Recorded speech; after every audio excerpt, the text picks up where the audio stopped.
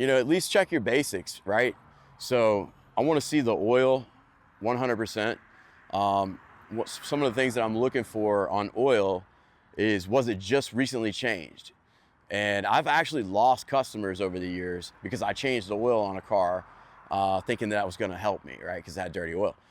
And it actually can scare people off because you can tell a lot about used oil and about the condition of the car.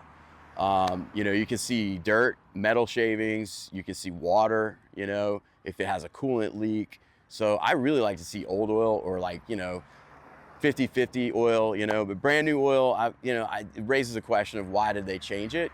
And that also goes into, further in with the transmission fluid is a big one. If you see that on the Carfax or it's brand new and it's just been changed, usually people are trying to save the transmission, and that's their last hope at, getting it to not need to be replaced.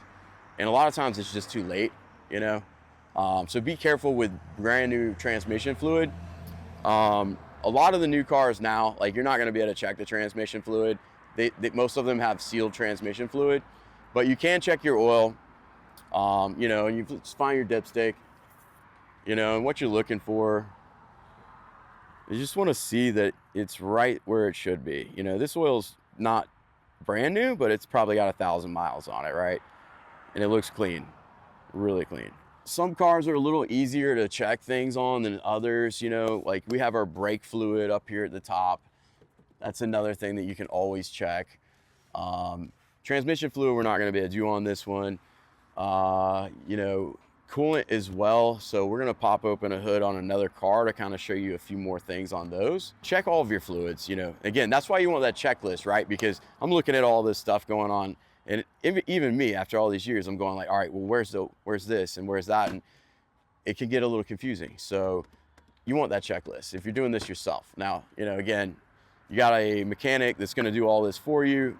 Better yet, most of the new cars have engine covers that cover up everything. But, checking the coolant, you want to make sure it has the right color coolant.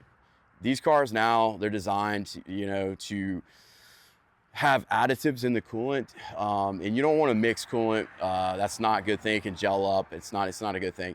So the color of the coolant, each car has a different color. Lexus, Toyota is like pink, Honda is blue. It goes on and on. You can do your research on that. But on this car, we can see that the coolant levels are where they should be. Again, this one's got a brand new battery, which is a good sign. This is a little bit easier to get to the brake fluid on this one.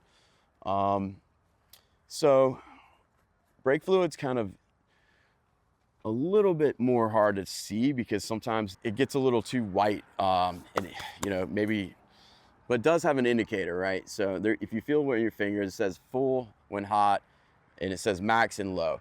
You just want to make sure it's in that range.